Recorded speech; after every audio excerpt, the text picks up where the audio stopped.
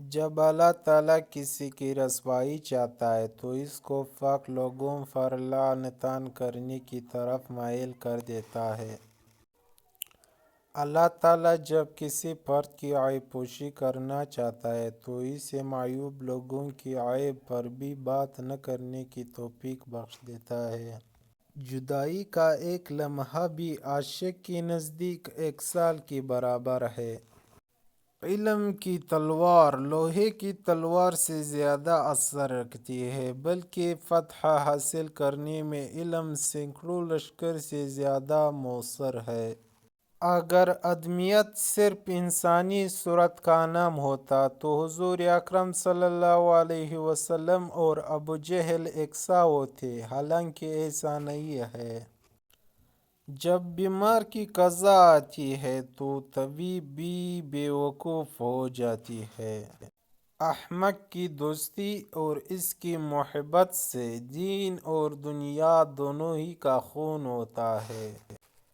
کتنے ہی متقی ہو جاؤ مگر نفس سے کبھی بے فکر نہ ہونا۔ کوئی ناقص الذہن کسی کام کے مقام کو نہیں سمجھ سکتا۔ کتا چاہے کتنی ہی تربیت یافتہ ہو جائے مگر اس کی گردن سے زنجیر الگ نہ کرو۔ جو عشق صرف رنگ و روپ کی خاطر ہوتا ہے وہ دراصل عشق نہیں بلکہ فسق ہے، اور اس کا انجام شرمندگی اور رسوائی کے سوا کچھ نہیں۔ جہاں بھی فانی دیکھو وہاں سبزہ ہوگا، اسی طرح جہاں آنسو ہوتی ہے وہیں رحمت ہوتی ہے۔ اے لوگو، بہت سے شیطان خصلت صوفیوں کے شکل میں موجود ہے، اس لیے بیعت میں جلدی نہ کرے۔ جو شخص کسی گناہ کا طریقہ رائج کرتا ہے تو اس کی طرف ہمہ وقت لعنت آتی رہتی ہے۔ نیک لوگ چلے گئے اور ان کے اچھے اعمال باقی رہ گئے، اور کمینے لوگ بھی چلے گئے اور ان کی ظلم و لعنت باقی رہ گئی۔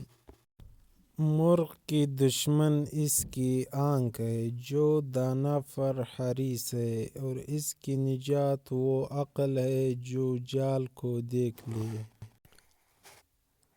نفس کو دنیا والوں کی تعریف اور خوشامد بہترین لقمہ معلوم ہوتا ہے، ایسے لقمہ کو مت کھاؤ کہ یہ آگ سے پر ہے۔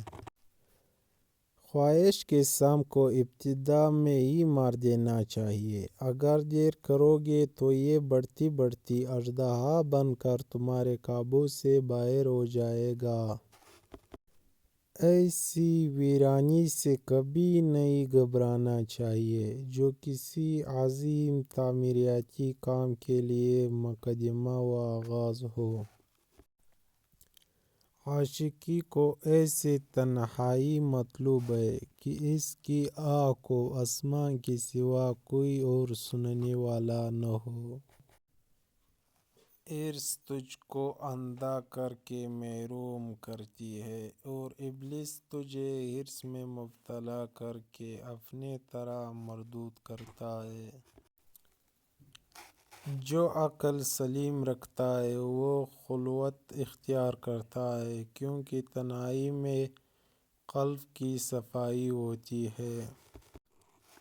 رات کو سو جانے کے بعد قیدی قید خانے کی تکلیف سے اور بادشاہ اپنی سلطنت اور دولت کے احساس سے بے خبر ہو جاتی ہے۔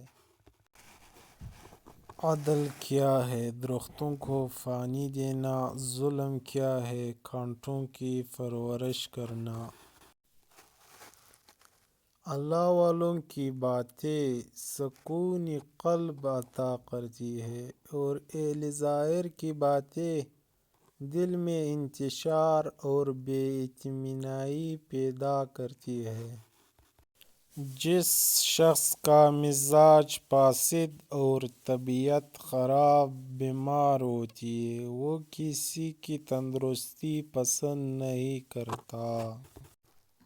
میں مردے زندہ کرنے سے عاجز نہیں ہوا، لیکن احمق کی اصلاح سے عاجز آ گیا ہوں۔